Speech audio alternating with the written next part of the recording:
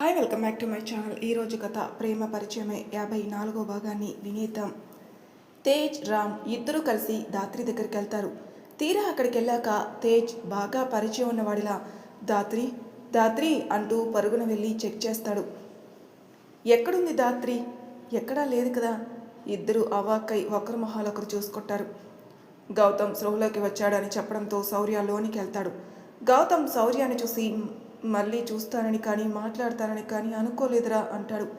శౌర్య గౌతమ్ భుజం మీద చెయ్యి వేసి నీకేమవుతుందిరా, అసలే నీకోసం ఒక చిన్న ప్రాణం భూమి మీదకు వస్తుంటే అంటాడు. గౌతమ్ చిన్న స్మైల్ ఇస్తాడు. కానీ మనసులో ఒకవేళ తనకి ఏదైనా అయ్యుంటే హేమ పరిస్థితి తలుచుకుని ఒక క్షణం తనకి మళ్ళీ జీవితాన్ని ఇచ్చినందుకు ఆ గాడ్కి ధన్యవాదాలు చెప్పుకొని శౌర్యతో ఆ వాలియర్ని తక్కువ అంచనా వేయకూడదురా, వాడు చాలా ప్రమాదకరమైన వ్యక్తి అంటాడు. శౌర్య చిన్న స్మైల్తో అది తెలుసు కానీ మరీ ఇంత ఫాస్ట్గా ఉంటాడని అనుకోలేదు. సర్లేరా, నువ్వు రెస్ట్ తీసుకో, నేను డాక్టర్తో మాట్లాడతాను, నువ్వంతా సెట్ అయ్యి అక్కడే ఇంటికి వెళ్తూ కానీ. గౌతమ్ కూడా అదే కరెక్ట్ అనిపించి తలోపుతాడు. శౌర్య డాక్టర్తో మాట్లాడతాడు. అలాగే గౌతమ్ దగ్గర పోలీస్ ఆఫీసర్ని ఓ ఇద్దరిని అరేంజ్ చేసి అలా బయటకు వస్తాడు. తేజ్ నుంచి కాల్ వస్తుంది. శౌర్య లిఫ్ట్ చేసి హా చెప్పు తేజ్. సార్ ఇక్కడ దాత్రి లేదు సార్. ఏంటి అంటాడు శౌర్య. ఎస్ సార్, ఇక్కడ దాత్రి లేదు అని చెప్తాడు తేజ్. శౌర్య టైం చూస్తాడు. మధ్యాహ్నం 3 అయింది. సమయం చాలా త్వరగా గడిచిపోయింది. శౌర్య మనసులో ఈ టైంలో ల్యాబ్ నుంచి ఎక్కడికి వెళ్ళింది అనుకుంటూ సరే తేజ్, మీరు ఆ చుట్టుపక్కల చూడండి, నేను చూస్తాను అని చెప్పగా తేజ్ కూడా సరే సార్ అని రామ్తో కలిసి వెతుకులాట మొదలు పెడతాడు. శౌర్య వెంటనే హర్ష ల్యాబ్కి వచ్చేసి దాత్రి కోసం మళ్ళీ వెతుకుతాడు అక్కడ. అంటే తేజ్ చెప్పిన మాటలపై నమ్మకం లేక కాదు, ఒకవేళ దాత్రి అక్కడే ఎక్కడైనా ఉందేమో అని. అసలే తెంగరది కదా, ఏ మూలన దాక్కుని ఏం చేస్తుందో అని చెక్ చేసుకుంటాడు. దాత్రి అక్కడ లేకపోవడంతో శౌర్యకి ఫుల్ స్వెట్ పట్టేస్తుంది. ఎందుకంటే వలయర్కి జాలి దయ అనే పదాలు తెలియవు. వెంటనే బయటకు వచ్చి హర్షకి కాల్ చేసి దాత్రి ఏమైనా హాస్పిటల్కి వచ్చిందా అని అడుగుతాడు. హర్ష లేదు శౌర్య అని చెప్పడంతో శౌర్య నిరుత్సాహపడి ఇంకా ఇక్కడికి వెళ్ళిన వెళ్ళుంటుందా దాత్రి, నా కోసం ఏమైనా ఇంటికి వెళ్ళుంటుందా అనుకుని ఇంకేం ఆలోచించకుండా తన ఇంటికి కూడా వెళ్తాడు. బట్ అక్కడ ఉండదు.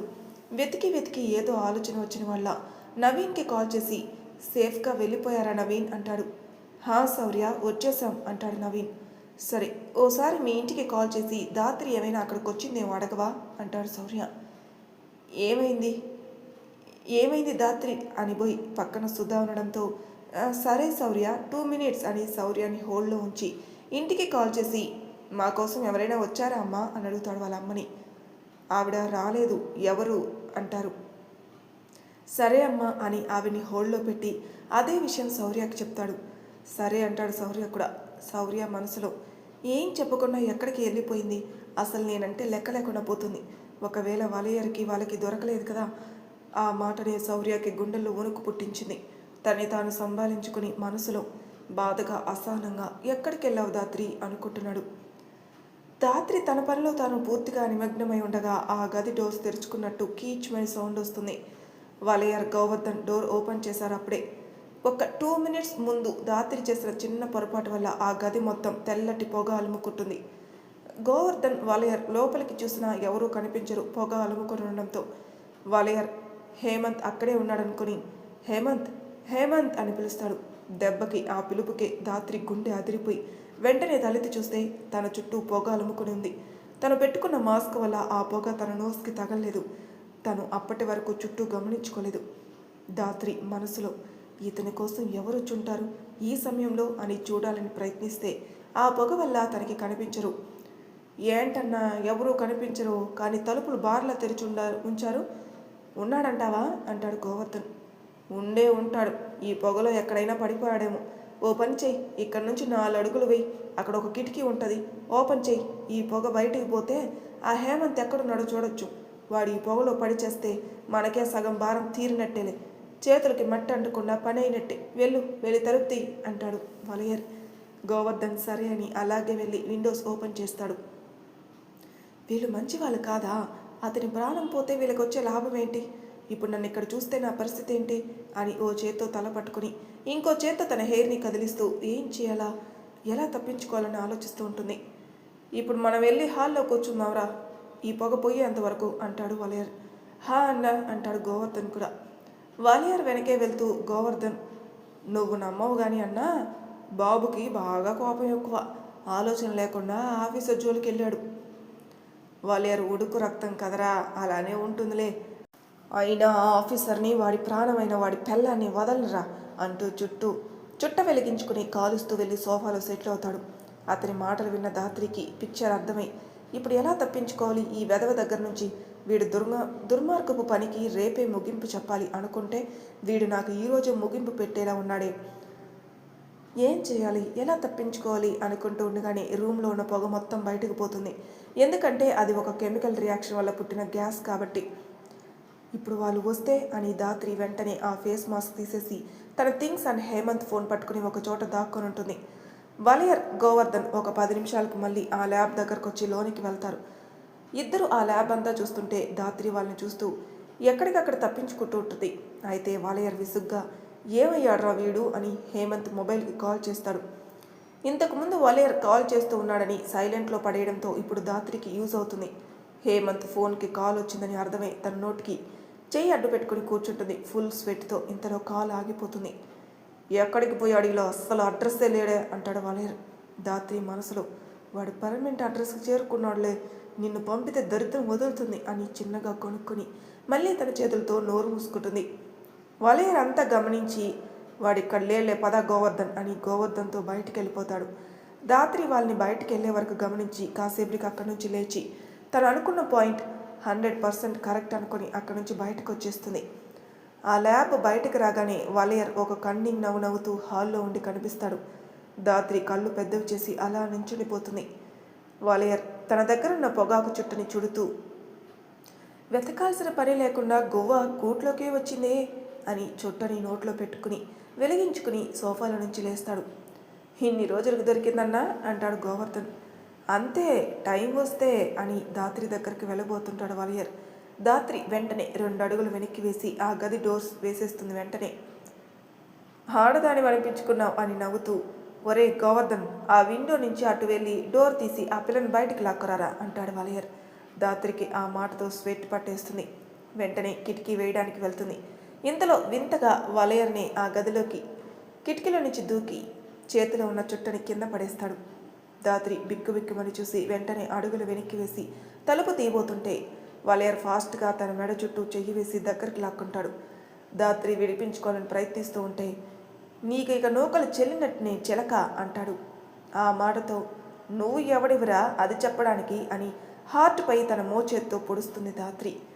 మామూలు ధాత్రి కాబట్టి, పైగా కాస్త వీక్ హార్ట్ కాబట్టి పట్టు సడలించి వెనక్కి వెళ్ళి పడతాడు వాలియర్. లేదంటేనా ఆ గోడ లోపల ఓ సిట్టింగ్ వేసేవాడు.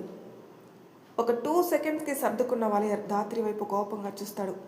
చూడు మిస్టర్, నాతో పెట్టుకోవద్దు, ఇక్కడి నుంచి వెళ్ళు గట్టిగాని అంది. కానీ మాటల్లో పవర్ మిస్ అయింది ధాత్రికి.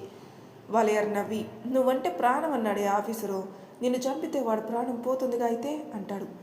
అచ్చా, హా చంపురా అని నీ దగ్గరికి వచ్చి కూర్చుంటారు మరి నేను. పోవయ్యా, ఇక్కడ ధాత్రి వైఫ్ ఆఫ్ శౌర్య, అంత ఈజీ కాదు అంటూ అక్కడున్న గాజు వస్తువులన్నిటికీ అతని మీదకి విసిరేస్తూ ఆ గదిని చిందరవందర చేసేస్తుంది. వాలియర్ ధాత్రి వెనక పడతాడు. ధాత్రి ఆ ర్యాక్స్ కింద దూరిపోయి వేరే సైడ్కి వెళ్ళిపోతూ వాలియర్తో 10 నిమిషాలు ఆడుకుంటుంది. పరిగెట్టడం వల్ల ధాత్రి కొట్టడం వల్ల అతని గుండెలో చిన్నపాటి నొప్పి తెలిసింది. వెంటనే ఒరే గోవర్ధన్ అని దిక్కులు పిక్కటిల్లేలా అరిచాడు. గోవర్ధన్ వెంటనే కారు దగ్గరికి వెళ్ళి ట్యాబ్లెట్ అండ్ వాటర్ తీసుకుని ఫాస్ట్గా వచ్చి, అన్నా తీసుకో అని కిటికీ దగ్గర ఆగిపోతాడు. నువ్వు పేషెంట్ ఇవి అయ్యుండి ఎందుకు నాతో నీకు ఆటలు అని ఆ వాటర్ బాటిల్ అండ్ ట్యాబ్లెట్ తనే అందుకుని వాలియర్ దగ్గరికి వెళ్ళిస్తుంది. వాలియర్ ట్యాబ్లెట్ వేసుకుని పక్కకు చూసేసరికి ధాత్రి అక్కడుండదు. ధాత్రి కోసం చూస్తే ఆ ల్యాబ్ డోర్ తెరుచుకుని పారిపోయే ప్రయత్నంలో కనపడుతుంది. వాలియర్ వెంటనే తనని చేరుకుని భుజం పట్టుకుని తన వైపుకి తిప్పుకొని, నిన్ను వదిలేదే లేదు అని చెంపపై ఒక్కటేస్తాడు గట్టిగా. చెంపంతా రెడ్డిష్ అయిపోతుంది అతని బలానికి. ఆ దెబ్బ వల్ల ధాత్రి వెళ్ళి కింద పడుతుంది. దానితో ధాత్రి లేవకుండా అలానే కూర్చుని కొట్టిన చెంపపై చేయి పెట్టుకుని ఏడుపు మొహం పెట్టి, నీకు నా అతిబల చేతిలో ఉంది చూడు అని పళ్ళు నూరుతుంది. ఆ వాలియర్ ధాత్రి తెంగర మాటలు పట్టించుకోకుండా, ఇప్పుడు నేనెవడొచ్చి కాపాడతాడు అంటూ వెళ్ళి తన జుట్టు పట్టుకుని పైకి లేపుతాడు. నా హెయిర్ని వదులు, ఇప్పటికే బాగా ఆలోచించి డ్యామేజ్ అయిపోతుందయ్యా, వదులు అని గింజుకుంటోంది ధాత్రి. వాలయర్ జుట్టు వదిలి తన మెడ పట్టుకుని, నీ కళ్ళల్లో భయం కనిపించదేంటి అంటాడు. హేయ్, నీ చెయ్యి చాలా పెద్దది, నా మెడ మొత్తం పట్టేసింది అని అవాక్కైన ఎక్స్ప్రెషన్స్తో అతని హ్యాండ్ని చూస్తూ ఉంటుంది ధాత్రి. వాలయర్ ఆమె మాటలకి కోపంగా ధాత్రి మెడను అలానే పట్టుకుని వెళ్ళి గోడకు అంటించి పైకెత్తుతుంటే ధాత్రి నాలుక బయటపెట్టి, నేను ఇప్పుడు ఇలానే ఎక్స్ప్రెషన్ ఇవ్వాలి కదా, ఇలా ఓకేనా, ఇంకా నాలుక బయట పెట్టాలా అంటుంది. వాలయర్కి ఆ మాటలకి కోపం వచ్చి ధాత్రిని వదిలేసి, నీకేమైనా తిక్క, ప్రాణాలు పోతున్నాయని భయం లేదా అంటాడు. ధాత్రి తన గొంతుపై చెయ్యి వేసుకుని చిన్నగా రుద్దుకుంటూ, ఆహా, నువ్వు చంపేయాలనుకుంటే నేను చచ్చిపోతానా? ఇన్నాళ్ళు భయపడే ధాత్రిని చూశారు, ఇప్పుడు భయపడని ధాత్రిని చూస్తారు. అలవాటైపోయింది అబ్బా, కొత్తగా ఏమైనా ట్రై చేయరాదు? లైక్ నా ఫేస్పై యాసిడ్ పోస్తారని బెదిరించండి, నా అందమైన చేతివేలు కట్ చేస్తారని హింసించండి. ఇలా ఒక విలన్వి అయ్యుండి సింపుల్గా అరుస్తూ గొంతు పట్టుకోవడం, జుట్టు పట్టుకోవడం ఏంటి అంటుంది. గోవర్ధన్ నోరు తెరుస్తాడు. తన మాటలకి, వాలయర్ రూపానికి, కోపానికి ఎంతటి మగవాడైనా భయపడిపోవాలి.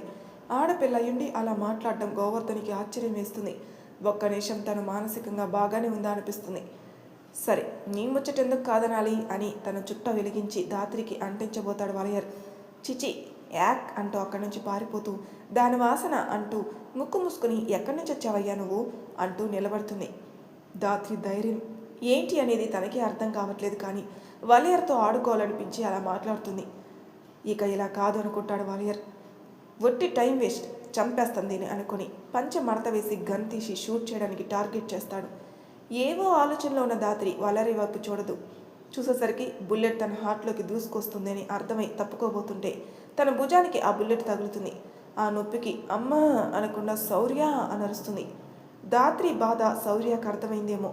తన మనసు మూలుగుతుంటే ఇక ఆలస్యం చేయకూడదనుకుని వెంటనే కళ్ళు మూసుకుని, నాలో ఏమి శక్తి ఉందో దాన్ని ఎలా వాడాలో కూడా నాకు తెలియదు, దయచేసి నా ధాత్రి ఎక్కడుందో నేను అక్కడికి చేరుకోవాలి, ప్లీజ్ శివయ్య అని ఆ శివయ్య నామాన్ని జపిస్తాడు.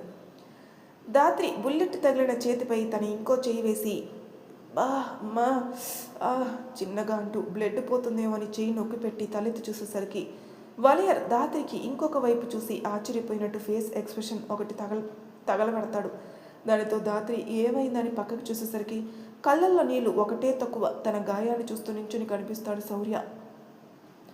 ధాత్రి శౌర్యాన్ని చూసి ఆశ్చర్యంగా, శౌర్య నువ్వు అన్న వెంటనే శౌర్య వాలయర్ ఫేస్ కూడా చూడకుండా తన రివాల్వర్ తీసి వాడి రెండు కాళ్ళపై టప్ టప్ అని కాల్చేస్తాడు. వాడు నేలకి ఒరిగిపోతాడు దెబ్బకి.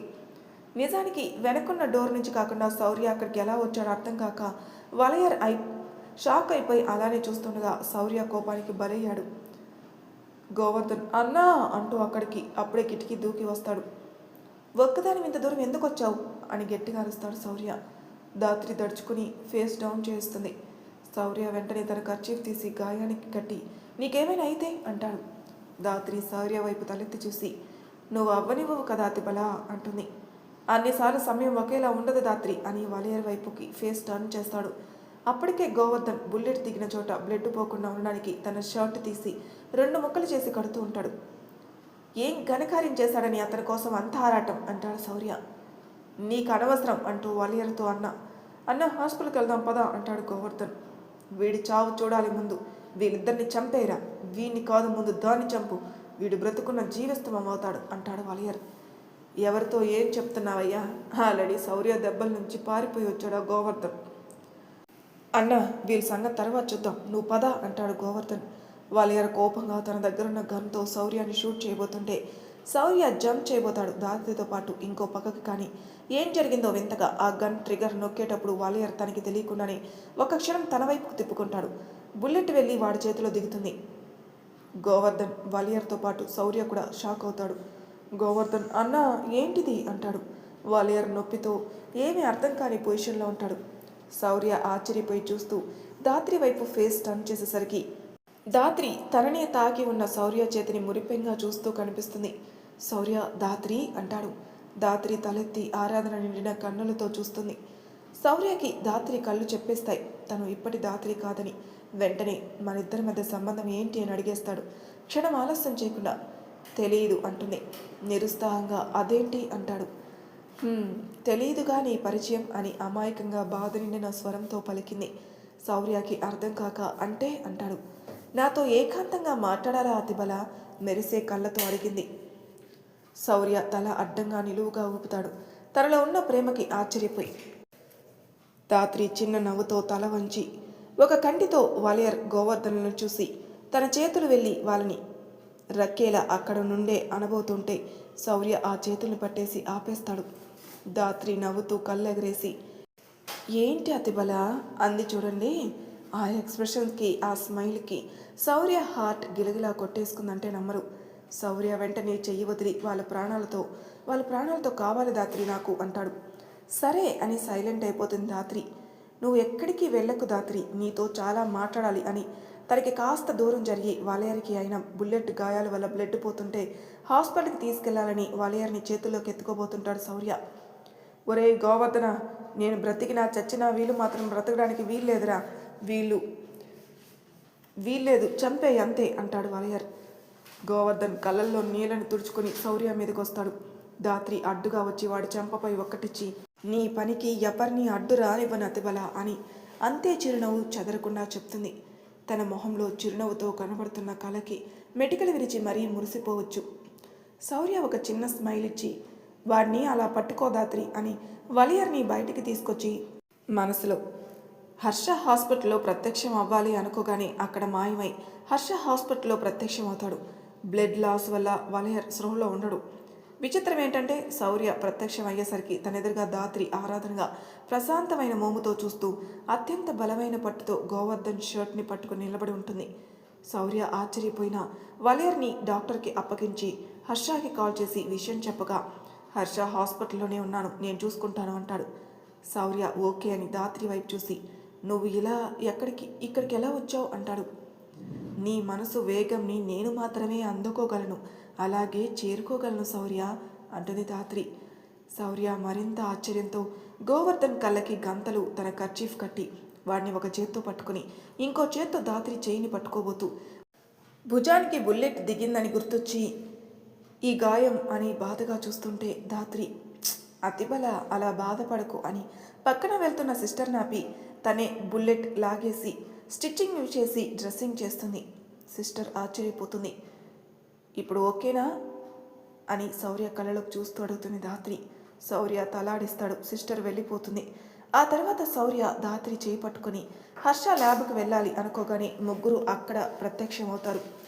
అలాగే శౌర్య తేజ్కి కాల్ చేసి హర్ష హాస్పిటల్ బయట ఫుల్ సెక్యూరిటీ అరేంజ్ చేయమని చెప్తాడు. తేజ్, రామ్ ఆ పనిలోనే ఉంటారు. గోవర్ధన్ కళ్ళకి అలానే గంతలం చేసి ఓ చైర్కి కట్టేస్తాడు శౌర్య. వాడు రెచ్చిపోతుంటే ముక్కుపై ఒక గుద్దు బోనస్గా ఇచ్చి మరీ కూర్చోబెట్టేస్తాడు. దెబ్బకి గోవర్ధన్ స్పృహలో లేకుండా పోతాడు. ధాత్రి శౌర్యని చూస్తూ బుగ్గ కింద చేయి పెట్టుకొని ఒకచోట కూర్చుంటే శౌర్య వెంటనే తన దగ్గరికి వెళ్ళి చెప్పు అన్నాడు. ఏం చెప్పాలి అతిబల? మన గతం ఏంటి? దానికి సమాధానం కాలమే చెప్తుంది అతిబల. మరి నువ్వేం చెప్తావు? ధాత్రి శౌర్య కళ్ళలోకి చూస్తూ తన చేయి పట్టుకొని నా ప్రేమని నీ పరిచయం కోసం నిరీక్షించ, నీ పిలుపు కోసం పరితపించ, నీ ధ్యాసలో నన్ను నేను పూర్తిగా మరిచ, నీతో జీవితం కోసం వేచి చూస, నేనే నువ్వు అనుకుని ధ్యానించ, నీ ప్రేమ కోసం జీవించ, ఫలితం మరణించ, మరో జన్మనైనా నీ ప్రేమ దొరకాలని ఆశించ, మనువై మనసులు కలిసిన జన్మాన గతాన్ని మరచ, గాయాలు ఎన్నైనా ప్రేమ వల్ల కలిగే ప్రతి గాయాన్ని ఆస్వాదిస్తూనే వచ్చా, నీ వల్ల పొందే ప్రతి ఆనందాన్ని, ప్రతి బాధని, ప్రతి భావాన్ని నా జ్ఞాపకాల్లో పదిలపరిచా. కానీ జ్ఞాపకంగా కూడా నా గత ప్రేమని నేను చేర్చుకోలేక ఆ క్షణాల కోసం వేచి చూస్తూ వెంచి ఉన్నా అని కళ్ళల్లో నీళ్లతో చెప్తుంది. శౌర్య కళ్ళల్లో కూడా నీళ్లు ఎందుకొచ్చి చేరాయో కూడా తెలీదు. కొన్ని భావాలకి మాటలతో పనిలేదు. అలాగే కొన్ని విన్న తర్వాత మన మనసు కలిగే భావాన్ని వ్యక్తపరచలేని విధంగా అయిపోతాం. ఇప్పుడు శౌర్య పరిస్థితి కూడా అదే. ధాత్రి ప్రేమను చూసి ఏం మాట్లాడాలో కూడా తెలియక నిలిచిపోతాడు. వెంటనే ధాత్రి తలని తన ఎదకి హత్తుకున్నాడు. చెరగని చిరునవ్వుతో శౌర్య ఎదపై ఒరిగిపోయింది ధాత్రి. మరి తర్వాయి భాగంలో ఏం జరుగుతుందో నెక్స్ట్ ఎపిసోడ్లో తెలుసుకుందాం. అంతవరకు నా ఛానల్ సబ్స్క్రైబ్ చేయని వాళ్ళు ప్లీజ్ సబ్స్క్రైబ్ చేసుకోండి, లైక్ చేసి షేర్ చేయండి, మీ అభిప్రాయాలు నాకు కామెంట్ రూపంలో తెలియజేయండి. Thank you for listening.